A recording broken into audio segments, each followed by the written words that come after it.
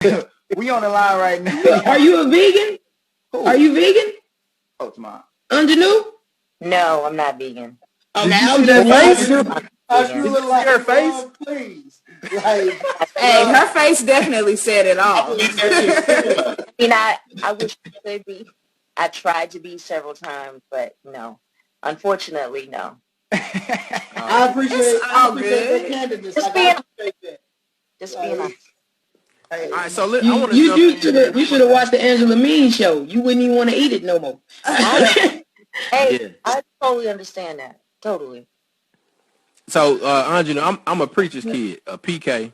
PK. Yeah.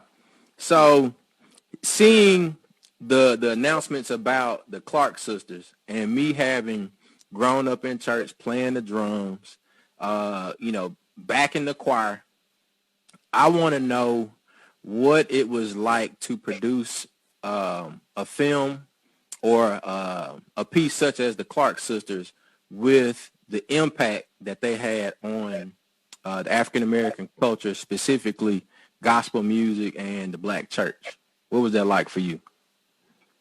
Thank you for that question. I appreciate that. And the way that you posed it, I appreciate that. I'm a GPK. I'm a grandfather's kid, a grandparent's preacher's kid. And I was raised in the church from the time I was 3 years old until I was 18 and went to Tougaloo.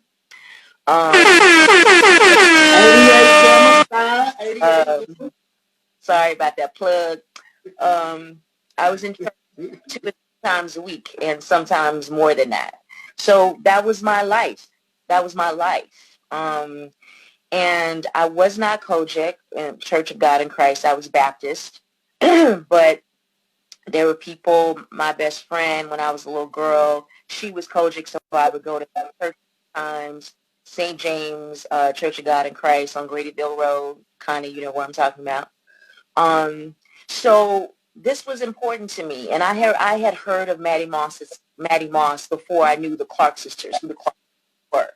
So she was a legend to me before I knew their music, and then I knew their music and fell in love with them and really became, like a student of their work.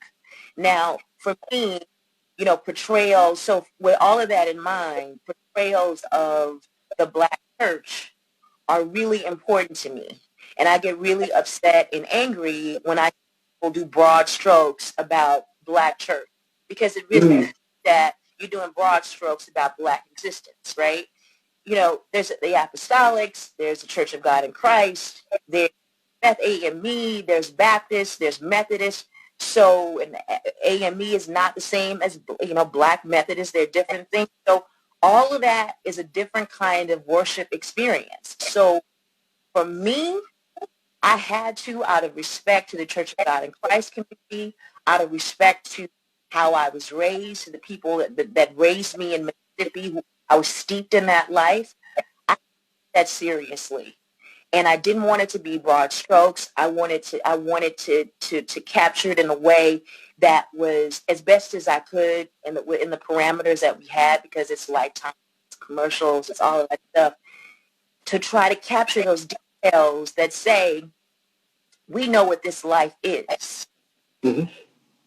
That we wanted it to be portrayed like these women actually went through this. It wasn't something that we were imagining.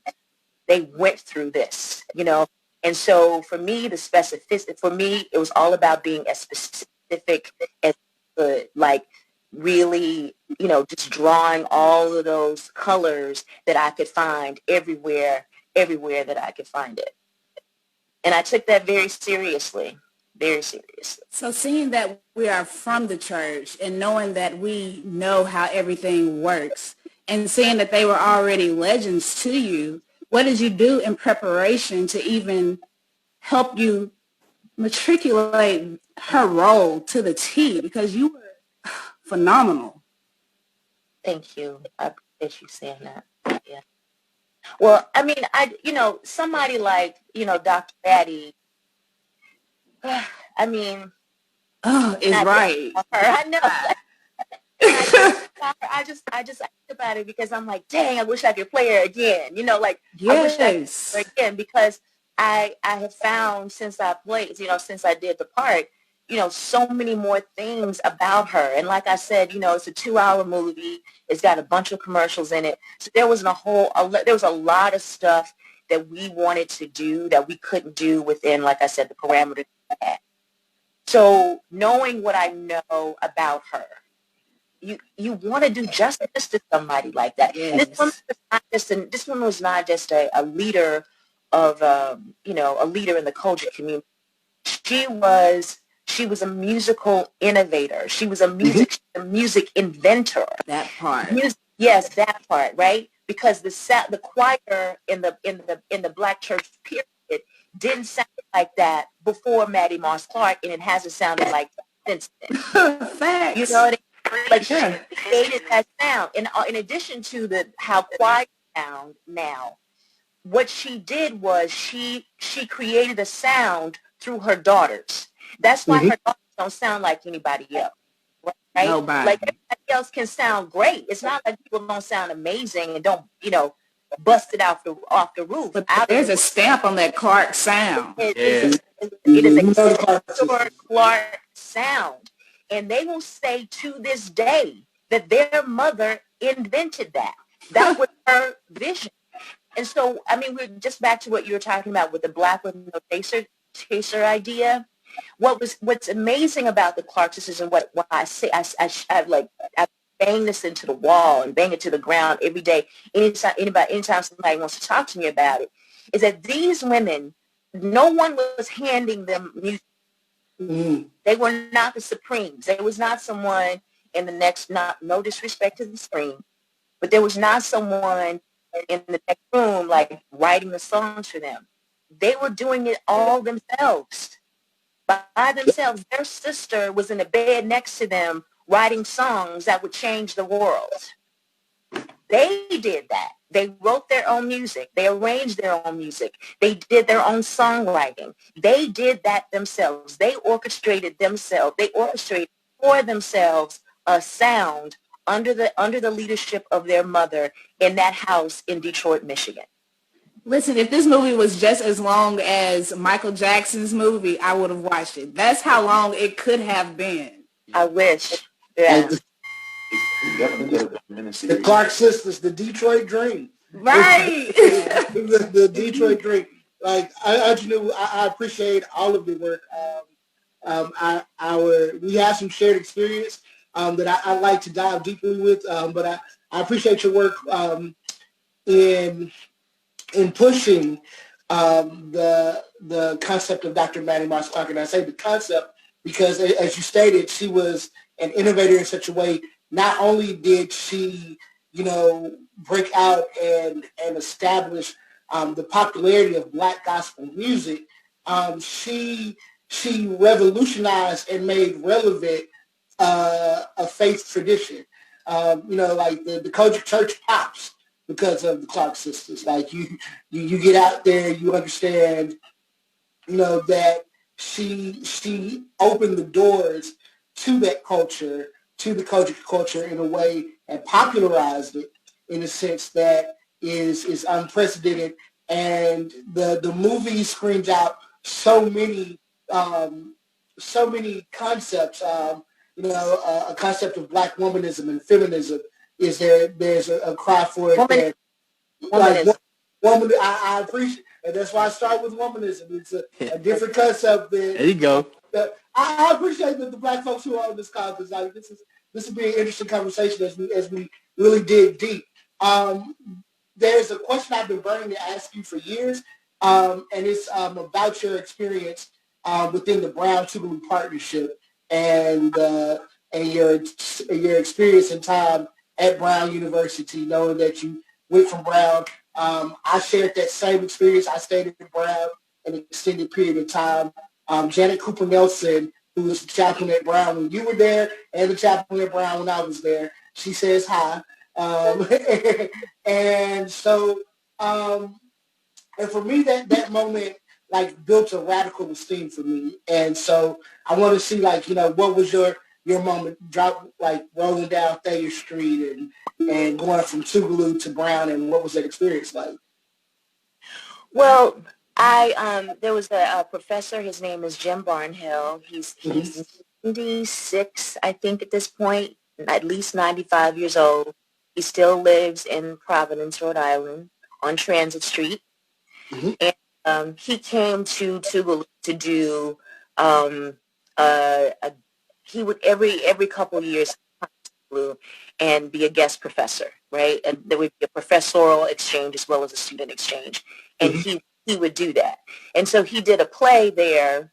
And I, along with some other friends of mine, we auditioned for this play. And I, got in and I developed a friendship with him. And he just encouraged me to, think outside of what Mississippi offered me in terms of like whatever path I was going down. I didn't know what path I didn't know what I was doing.